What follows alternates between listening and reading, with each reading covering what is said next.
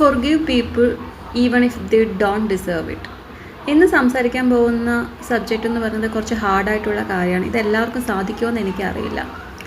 നമ്മുടെ ലൈഫിൽ നമ്മളിനെ ഒരുപാട് പേര് മനഃപൂർവ്വം പറ്റിച്ചിട്ടുണ്ടാവും, ചതിച്ചിട്ടുണ്ടാവും, നമുക്ക് ഒരുപാട് വിഷമങ്ങൾ തന്നിട്ടുണ്ടാവും. നമ്മുടെ ഒരു ശത്രുവാണ് നമ്മളെ ഉപദ്രവിക്കുന്നത് അല്ലെങ്കിൽ നമ്മളെ ചതിക്കുന്നതെങ്കിൽ പോലും നമുക്ക് വിഷമം ഉണ്ടാവില്ല. പക്ഷെ നമ്മുടെ കൂടെ നിൽക്കുന്നവർ നമ്മളറിയാതെ ചതിക്കുകയും അപമാനിക്കുകയൊക്കെ ചെയ്യുമ്പോൾ നമുക്കത് വല്ലാത്തൊരു വിഷമമാണല്ലേ. നമ്മൾ പലതും കണ്ടില്ല എന്ന് നടിക്കുമായിരിക്കും. പക്ഷേ നമ്മുടെ കൂടെയുള്ളവർ നമ്മളെ ചതിക്കുമ്പോഴോ നമ്മളെ വിഷമിപ്പിക്കുമ്പോഴോ നമ്മളെ മനഃപൂർവ്വം ദ്രോഹിക്കുമ്പോഴോ നമുക്കതൊരിക്കലും സഹിക്കാൻ പറ്റാത്തൊരു കാര്യമാണ്.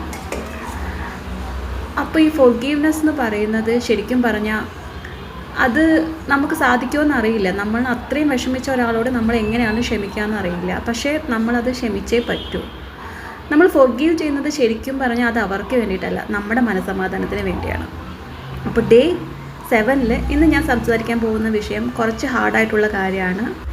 Forgive people even if they don't deserve it. അവർ അർഹിക്കുന്നില്ലെങ്കിൽ പോലും നമ്മൾ അവരോട് ക്ഷമിച്ചേ പറ്റൂ. നമ്മൾ ശരിക്കും ക്ഷമിക്കുന്നതിലൂടെ എല്ലാം മറക്കുന്നു എന്ന് അർത്ഥമില്ല.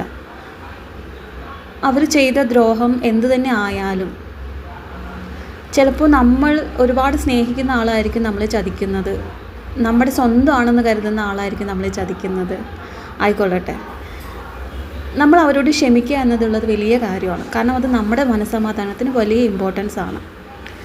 നമ്മൾ അവരോട് എന്തിനാണ് പക വയ്ക്കുന്നത്, ദേഷ്യം വയ്ക്കുന്നത്, വിദ്വേഷം വയ്ക്കുന്നത്? നമ്മുടെ ലൈഫിൽ നിന്ന് തന്നെ അവരെ ഡിലീറ്റ് ചെയ്ത് കളയാണ് വേണ്ടത്.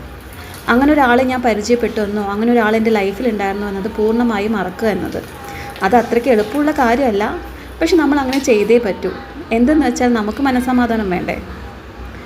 നമ്മുടെ നല്ലൊരു പീസ് ഓഫ് മൈൻഡിന് നമ്മളിതൊന്നും ഓർക്കാതിരിക്കുക. എത്ര ഓർക്കണ്ടെന്ന് വിചാരിച്ചാലും നമ്മൾ അനുഭവിച്ച വിഷമങ്ങൾ ഓരോ ദിവസം നമ്മളെ തേടി വരും. എങ്കിലും പൂർണ്ണമായിട്ട് നമ്മളത് മറക്കാൻ ശ്രമിക്കുക.